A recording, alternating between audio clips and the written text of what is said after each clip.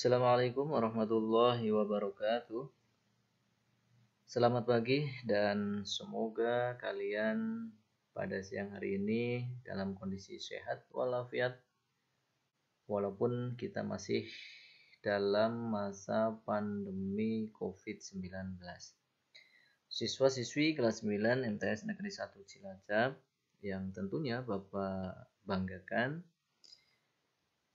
Sebelumnya Pak Guru minta maaf karena sesuai dengan jadwal pekan ini adalah pekan luring, tetapi Bapak gunakan untuk pekan daring penyampaian materi secara online.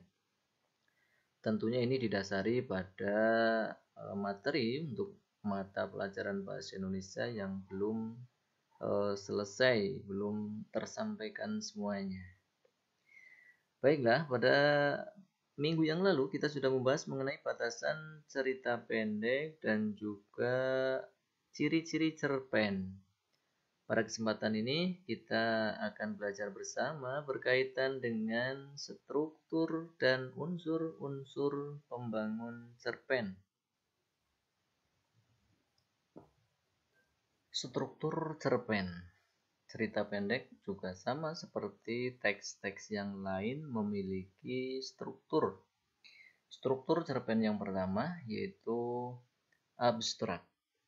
Abstrak ini merupakan bagian awal dari sebuah cerita pendek di mana di dalamnya pengarang menjelaskan mengenai intisari atau ringkasan cerita, yang mana ringkasan cerita ini yang akan dikembangkan menjadi cerita secara utuh di dalam cerpennya. Struktur yang kedua yaitu orientasi. Istilah lain dari orientasi adalah pengenalan. Pada bagian orientasi, pengarang menggambarkan mengenai baik latar waktu, latar tempat, maupun latar suasana. Jadi pada bagian orientasi di sini pengarang menjelaskan diantaranya berkaitan dengan tokoh, nama tokohnya siapa, karakternya bagaimana, terus juga tempatnya di mana. Nah, ini dikenalkan terlebih dahulu oleh pengarang kepada pembaca supaya pembaca sudah memiliki gambaran mengenai tokoh-tokoh yang ada, baik tokoh maupun berkaitan dengan latar yang ada dalam ceritanya. Struktur yang ketiga yaitu komplikasi. Struktur komplikasi di sini di dalamnya sudah menggambarkan permasalahan atau sudah masuk pada puncaknya permasalahan, komplikasi, atau di akhir komplikasi biasanya dimunculkan klimaksnya cerita atau puncaknya cerita, ya, dari permasalahan yang ada ini memuncak.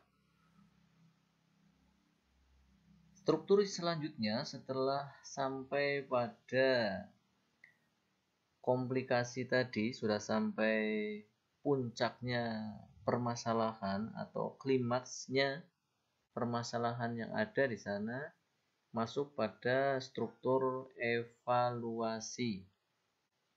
Pada bagian evaluasi di sini sudah terlihat adanya penyelesaian dari komplikasi yang ada atau dari permasalahan-permasalahan yang ada.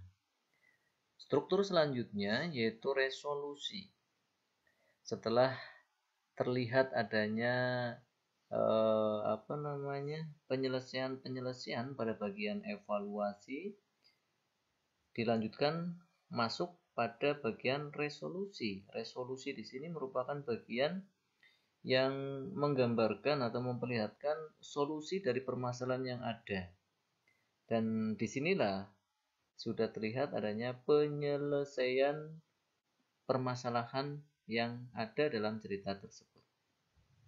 Struktur yang terakhir yaitu koda. Koda di sini merupakan bagian yang menggambarkan nilai-nilai atau pelajaran yang bisa diambil dari cerita tersebut. Ini untuk bagian koda. Nah, itulah 6 struktur cerpen: abstrak, orientasi, komplikasi, evaluasi, resolusi, dan koda. Walaupun kerap kali kita temukan dalam sebuah cerpen, itu dilihat dari strukturnya tidak selengkap itu, tidak ada 6 struktur. Biasanya yang kita temukan diawali dengan orientasi, komplikasi, resolusi, dan koda. Unsur pembangun teks cerita pendek. Unsur-unsur pembangun teks cerita pendek di sini terdiri dari 2 unsur, yaitu yang pertama unsur intrinsik dan nanti yang kedua adalah unsur ekstrinsik. Unsur intrinsik di sini merupakan unsur pembangun cerita pendek yang berasal dari dalam cerita pendek itu sendiri. Jadi unsur intrinsik dapat kita temukan di dalam cerita pendek yang kita baca. Yang termasuk dalam unsur intrinsik, yang pertama adalah tema. Tema di sini merupakan ide dasar atau gagasan pokok yang mendasari dari jalannya cerita dalam sebuah cerpen tentunya. Nah, tema di sini biasanya dapat langsung terlihat jelas di dalam cerita atau tersurat dan tidak langsung kita temukan. Di mana untuk menemukan sebuah tema dalam cerita pendek kita harus teliti, harus betul-betul memahami cerita pendeknya dan mampu menyimpulkan sendiri dari cerita pendek yang kita baca. Itu untuk tema. Unsur intrinsik yang kedua yaitu alur atau istilah lainnya adalah plot. Alur atau plot di sini merupakan rangkaian cerita yang saling berkaitan, menyambung sehingga menjadi sebuah cerita yang utuh dari abstrak sampai pada bagian akhir yaitu koda. Ini untuk alur atau plot, di mana alur atau plot dibedakan menjadi 3. Yang pertama ada alur maju, yang kedua alur mundur, dan yang ketiga alur campuran. Alur maju di sini apabila pengarang dalam menyampaikan rangkaian peristiwa-peristiwa atau kejadian-kejadiannya secara urut, mulai dari abstrak, orientasi, komplikasi, evaluasi, resolusi, dan koda. Kalau tidak urut sesuai dengan strukturnya tadi, itu bisa disimpulkan alur yang digunakan adalah alur mundur. Yang ketiga alur campuran. Alur campuran di sini merupakan gabungan antara alur maju dan alur mundur tadi. Kalau kita kaitkan dengan cerita pendek, lazimnya atau pada umumnya atau seringnya begitu, yang namanya cerpen menggunakan alur maju karena untuk cerpen di sini dibatasi ruang penceritaannya sehingga sangat tidak memungkinkan menggunakan alur mundur, apalagi menggunakan alur campuran. Unsur intrinsik yang ketiga yaitu setting. Setting di sini terbagi menjadi 3. Ada setting tempat, yang kedua setting waktu, dan yang ketiga ada setting suasana. Itu secara umum, walaupun bisa ditambahkan untuk setting-setting yang lain. Unsur intrinsik yang keempat yaitu tokoh. Tokoh di sini merupakan pelaku yang terlibat dalam cerita pendek tersebut. Setiap tokoh biasanya mempunyai karakter tersendiri atau memerankan karakter masing-masing sesuai dengan tuntutannya tentunya. Sehingga kita mengenal ada tokoh protagonis, tokoh antagonis, dan ada juga tokoh tritagonis. Tokoh protagonis di sini merupakan tokoh yang berkarakter baik. Sementara tokoh antagonis, tokoh yang memerankan karakter jahat atau tidak baik. Sementara tokoh tritagonis, tokoh sebagai penengah antara tokoh antagonis dan tokoh protagonis. Unsur intrinsik yang kelima yaitu penokohan, atau istilah lain dari penokohan di sini adalah karakterisasi. Karakterisasi di sini merupakan pemberian karakter terhadap tokoh-tokoh yang ada dalam ceritanya. Unsur intrinsik yang keenam yaitu sudut pandang, atau istilah lainnya adalah point of view, di mana sudut pandang di sini dibedakan menjadi dua bagian, yaitu yang pertama sudut pandang orang pertama dan yang kedua sudut pandang orang ketiga. Bedanya di mana antara sudut pandang orang pertama dan orang ketiga? Kalau sudut pandang orang pertama ini menggunakan kata ganti orang pertama tunggal, yaitu aku atau saya. Sementara untuk sudut pandang orang ketiga menggunakan kata ganti orang ketiga tunggal, yaitu dia atau ia. Untuk sudut pandang orang pertama dibedakan menjadi dua. Sudut pandang orang pertama pelaku utama dan sudut pandang orang pertama pelaku sampingan. Untuk sudut pandang orang pertama pelaku utama, di sana mengisahkan tentang berbagai peristiwa yang terjadi serta tingkah laku yang dialami oleh tokoh aku di sana. Karena untuk sudut pandang orang pertama menggunakan kata ganti orang pertama tunggal tadi. Kalau tidak aku, saya. Jadi tokoh akunya di sana dalam sudut pandang orang pertama pelaku utama menjadi pusat perhatian dari kisah cerpen tersebut. Sementara untuk sudut pandang orang pertama pelaku sampingan, di sana tokoh akunya tidak sebagai tokoh utama, melainkan sebagai pelaku tambahan saja. Untuk sudut pandang orang ketiga serba tahu, namanya juga serba tahu, jadi tahu segala hal berkaitan dengan tokoh yang menggunakan kata gantinya di sana dia atau ia.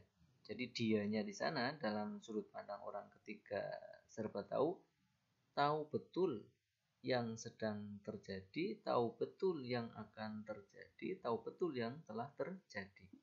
Ya, jadi sudut pandang serba tahu, istilah lainnya adalah ya tahu segala hal. Ya, baik yang telah terjadi, sedang terjadi maupun yang akan terjadi. Itu untuk sudut pandang orang ketiga serba tahu. Sementara untuk sudut pandang orang ketiga sebagai pengamat, di sini pengarang hanya melukiskan saja apa yang dilihat, dialami, dipikir, dan dirasakan oleh tokoh tersebut, namun terbatas pada seorang tokoh saja. Itu untuk sudut pandang orang ketiga pengamat. Jadi seolah-olah pengarangnya itu hanya mengamati tokoh yang diceritakannya dari luar saja, jadi tidak paham betul tentang tokohnya. Beda dengan tokoh sudut pandang yang menggunakan sudut pandang orang ketiga serba tahu, jadi tahu betul tentang tokoh yang diceritakannya. Unsur intrinsik yang ke-7 yaitu amanat. Amanat di sini merupakan pesan yang ingin disampaikan kepada pembaca. Siapa yang menyampaikan? Tentunya pengarangnya melalui cerita pendek yang diciptakannya. Biasanya amanat bersifat positif atau yang bersifat membangun. Nah, inilah unsur-unsur intrinsik dari cerita pendek, mulai dari tema, alur, setting, tokoh, penokohan, sudut pandang, dan juga amanah. Kita lanjutkan pada unsur yang kedua, yaitu unsur ekstrinsik. Unsur ekstrinsik di sini tentunya kebalikan dari unsur intrinsik. Kalau unsur intrinsik, unsur yang dari dalam, unsur pembangun dari dalam cerita pendek. Sementara untuk unsur ekstrinsik adalah unsur pembangun dari luar. Bedanya in dan ex, in dalam, ex luar. Unsur ekstrinsik cerita pendek yang pertama yaitu latar belakang masyarakat. Cerpen lahir dari seorang pengarang. Pengarang merupakan bagian dari sebuah masyarakat. Tentunya keadaan masyarakat di sini akan mempengaruhi cerita pendek atau karya yang diciptakan oleh sang pengarang, karena pengarang merupakan bagian dari masyarakat. Yang kedua, unsur ekstrinsik cerpen yaitu latar belakang pengarang. Latar belakang pengarang dapat meliputi pemahaman pengarang terhadap sejarah hidup serta sejarah hasil karangan yang telah dibuat sebelumnya. Yang ketiga, biografi. Ini merupakan salah satu unsur ekstrinsik dari cerita pendek. Biografi biasanya berisikan tentang riwayat hidup pengarang yang ditulis secara keseluruhan.